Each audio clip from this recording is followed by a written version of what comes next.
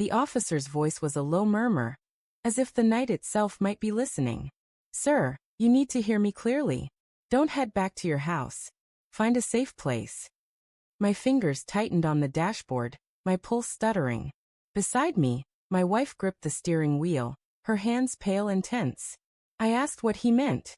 His gaze flicked to her, then back to me, his jaw tightening before he handed me a folded piece of paper instead of a reply. "Look at it later," he said under his breath. The patrol car's lights cast red and blue shadows across her face, and in that pulsing glow, I saw something unfamiliar. Fear. Not the kind sparked by a traffic violation, but something deeper, something laced with guilt. I tucked the note into my jacket and steadied my voice. "Is everything okay, officer?" His eyes held mine briefly before he stepped back. "Drive carefully." We pulled away, the silence between us heavy. For a decade, I had placed my faith in her, in the life we'd built. Our days were woven with small rituals. Morning coffee at 7, quick texts during lunch breaks, dinners delayed by what she called late hours at work. In public, she was vibrant. In private, she seemed wholly mine. Or so I believed. I overlooked the subtle shifts. A fragrance I hadn't gifted her. Weekends she craved solitude. A newfound passion for jogging despite her long-standing dislike for it. When friends hinted at doubts, I brushed them off. She loves me, I'd insist. I trusted her completely. I was blind. That night, after she drifted into sleep, I retreated to the bathroom, locked the door, and unfolded the officer's note. 7 words scrawled in hasty ink. "She's not who she claims to be." Below them, a phone number for a detective. Sleep eluded me. I lay beside her, staring at the shape of her under the blankets, questioning who I'd been sharing my life with. The next morning, I dialed the number. The detective's tone was guarded, deliberate. "You need to know she's living a double life. She's entangled with dangerous people." He offered no specifics but provided enough: names, locations, a chronology that tore my last 10 years into fragments. Her late nights weren't work. Her errands weren't innocent. She was orchestrating schemes, money laundering, bribes, a criminal network. She were like a second identity. I was her disguise, the veneer of normalcy she relied on. Worse still, she wasn't just deceiving me. She was planning her escape. Our savings had been siphoned off in quiet increments. The house, remortgaged without my knowledge. Each late shift was another step toward abandoning me, with someone else waiting in the wings. I didn't explode or confront her. That's what she'd anticipate. Instead, I grew quiet, observant, strategic. I mirrored her smiles while secretly tracking her every move. Hidden cameras went up in the house. I followed her phone's signal during her runs. I accessed her emails.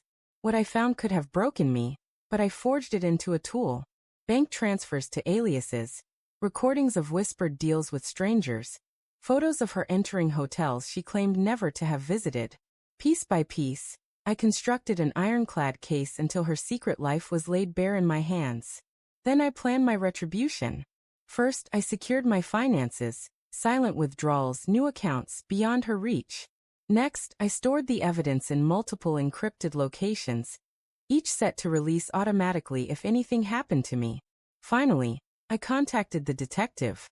I wasn't content to simply turn her in. I wanted her to crumble, step by step, until she realized I was the architect of her downfall. He cautioned me. "This path is a one-way street." My response was simple. I had no intention of turning back. It began subtly. One evening, she came home, dropped her bag on the counter, and froze when she saw the envelope. Inside was a photograph of her with her criminal associate, timestamped, geotagged. No message, just undeniable proof that someone knew. I watched her composure fray. Her laughter became strained, her nerves raw. She startled at every call, glanced over her shoulder constantly. It was exactly what I intended. The next week, another envelope arrived, bank statements, transactions in her own handwriting. Then a third, with a recording of her voice, plotting in a hotel room. By the fourth delivery, she was unraveling, barely eating, sleepless, convinced someone in her inner circle was turning on her. She snapped at her allies, severed ties, sank deeper into paranoia. All the while, I sat across from her at dinner, asking about her late shifts, with a calm smile. The tipping point came on a stormy Thursday. She burst into the kitchen, eyes wild, clutching the latest envelope. This one held divorce papers, signed by me, with our assets already moved beyond her grasp. You did this. Her voice quivered with rage and fear. I leaned back unruffled. Did what? Her hands shook, crumpling the papers. You think you can destroy me? I rose, stepped close, and murmured into her ear. You destroyed yourself. I just made it visible. That night, the police arrived, not for me but for her. The detective had kept his word. My evidence was unassailable, and her former allies discarded her the moment her facade collapsed. I stood in the doorway as they escorted her out, handcuffed, her face streaked with mascara, her gaze empty. She never once looked at me. In the weeks that followed, the house was cloaked in quiet. Friends asked if I was okay, if I missed her. Truthfully, I felt nothing. No sorrow, no relief, only a stark clarity. I had loved a mirage, a fiction spun from deception. The woman I thought I'd married was a myth. The real one was gone, locked away, or perhaps worse, once her old associates caught up with her. Sometimes I wonder if she thinks of me in her cell, if she replays the moment she realized I had outmaneuvered her. I hope she does.